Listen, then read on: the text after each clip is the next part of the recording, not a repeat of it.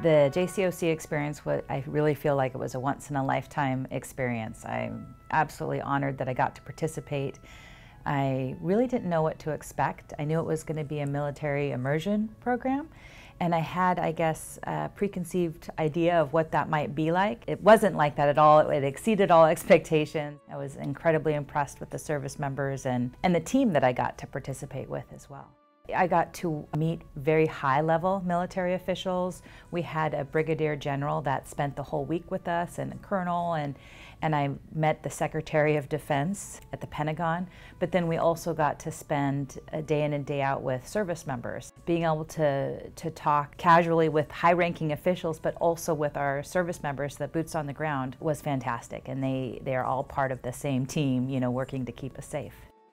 They were so impressive. They were incredibly young, but incredibly skilled and mature and passionate and dedicated.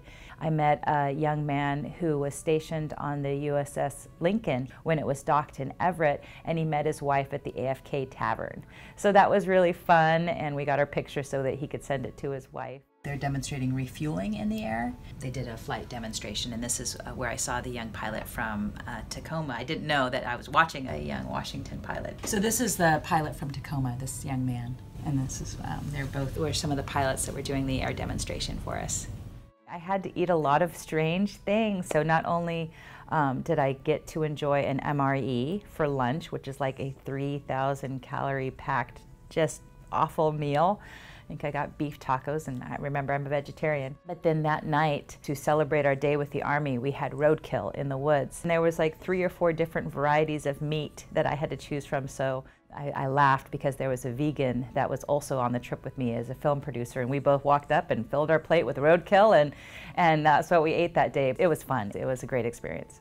The physical exercises that I got to do and participate in were really fun and hard, and I got really beaten and bruised up, and it was ridiculously hard. Well, I received the call name the next day at the Air Force Base of Bruiser because I was covered with bruises from trying to do all these obstacles. This was a rollover exercise, so this simulates kind of like a tank rolling down a hill. Put us all in this gear, and they strapped us in, and then we had to get out with our team. So I was hanging upside down, and you had to like quickly get out and safely, and it was really disorienting because you're strapped in and you're hanging upside down, and you're trying not to get hurt because you can like fall on the metal, and it was fun. PC is like, some of these say, you're risking your life by doing all these exercises. So I was like, okay, I'm just going to take a picture of this before I hand it back over. So that was a really fun experience, but it was talking with each of those service members and hearing their stories and why they joined or why they re-enlisted, and that the really commitment to taking care of our country and world was so powerful, and the leadership that each of them possessed. The George H.W. Bush aircraft carrier, and they're talking about what happens on the flight deck. It's 4.5 acres. They called it a chaotic ballet that has to be coordinated because every 45 seconds they can catapult aircraft off of the ship and simultaneously recover one every minute.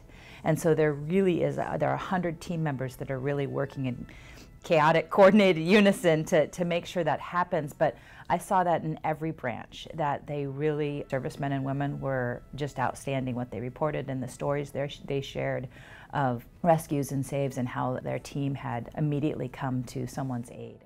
The Secretary of Defense shared is that your passion for excellence shouldn't outweigh your tolerance and compassion for those who make mistakes, because it's when you make mistakes is that you learn and innovate. And that really resonated with me, and I think that that's something that the military does very well. They drive people really hard, and and the expectations are high because it's life and death and high-risk situations, but they also allow for team members to learn. That learning and innovating in the field is also really important. And so striking that balance is something that they do very well. I just want to say, to any of our employees that have served in the military, thank you. Thank you for your service. I feel like I've always had a respect for those who have served our country, but now I really have a much deeper love and understanding and respect for the work that you all have done and continue to do, and certainly to our reservists that also are still serving, thank you. And to those who have family members serving, thank you as well. It's truly impressive what our service members are doing every day for us.